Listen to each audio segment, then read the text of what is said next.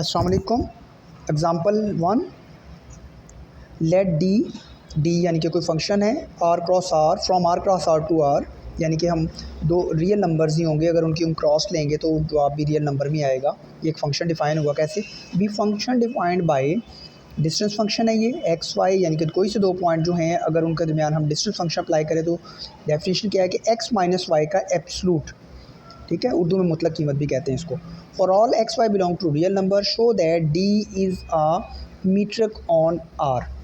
इसका सोल्यूशन है, हमने 4 प्रॉपर्टीज़ पढ़ी थी। पहली प्रॉपर्टी वही कि हम इसको देखते हैं कि नॉन नेगेटिविटी।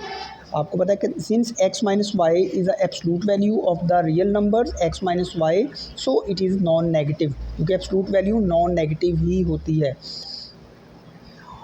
तो नॉन नेगेटिविटी तो greater than or equal to 0 for all X Y. दूसरी बात हमारे पास, अच्छा वो एक और उसने वो फंक्शन दोबारा लिख दिया कि D X Y is equal to X minus Y greater than or equal to 0 for all X Y belong to R. दूसरी प्रॉपर्टी, अगर ये 0 हो तो अगर ये 0 है तो डेफिनेटली फंक्शन ये डिफाइन जो एक्स माइनस वाई का एब्सलूट वो 0 है। अगर वो 0 है तो एब्सलूट 0 तभी होता है जब उसके अंदर वाली रकम 0 हो, तो इसका मतलब X minus Y is equal to 0 है। और अगर X minus Y is equal to 0 है तो इसका मतलब X is equal to Y है। तो ये हमारे पास जो है उसकी रिफ्लेक्सिव प्रॉपर्टी जो है वो भी हो गई। उसके बाद सिमेट्रिक प्रॉपर्टी आ जाती है। फंक्शन है डी एक्स वाई, तो ये एक्स माइनस वाई है। अगर हम इसमें एब्सलूट में से माइनस कॉमन ले लें, आपको पता है कोई फ़र्क नहीं पड़ता, तो ये माइनस ख़त्म हो जाएगा।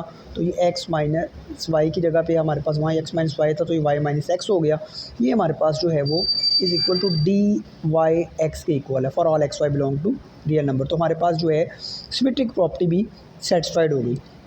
अब आते हैं चौथी प्रॉपर्टी के लिए, जिसको हम ट्रायंगल इनइक्वालिटी कहते हैं। तो एक्स डी, तो ये एक्स माइनस जी के इक्वल है।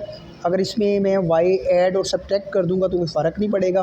तो ये हमारे पास दोनों को अलग-अलग करेंगे तो एब्सलूट की हमारे पास प्रॉपर्टी होती है कि अगर अलग-अलग किया जाए तो ये बड़ा होता है या बराबर, लिहाजा एक्स माइनस वाई का एब्सलूट प्लस वाई माइनस जी का एब्सलूट जो है वो आ जाएगा। तो ये जो चीज़ है ये हमारे पास डी एक्स वाई के बराबर है और ये चीज़ जो है वो डी वाई जी के बराबर है।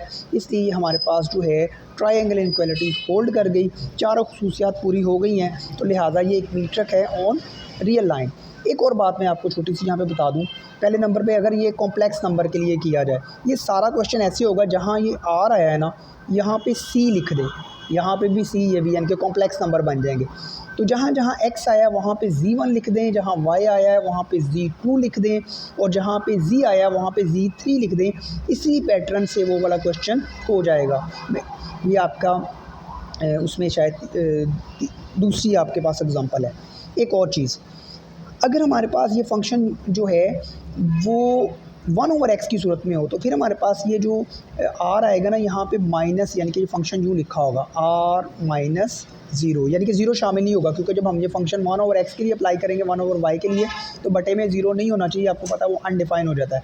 तो ये सारा क्वेश्चन कैसे हो जाएगा, जहाँ x आया वहाँ पे 1/x कर दें, जहाँ पे y आया वहाँ पे 1/y कर दें, जहाँ पे z आया वहाँ पर 1/z कर दें, और जहाँ पे वो फंक्शन डिफाइन r कह रहा है ना वहाँ पे r नहीं लिखना आपने, बल्कि r माइनस 0 लिखना है। तो आपकी ये एक एग्ज़ाम्पल मैंने करवाई है, आपकी 3 एग्ज़ाम्पल हो गई हैं। तो नेक्स्ट लेक्चर में हाज़िर होते हैं, तब तक के लिए अल्लाह हाफ़िज़।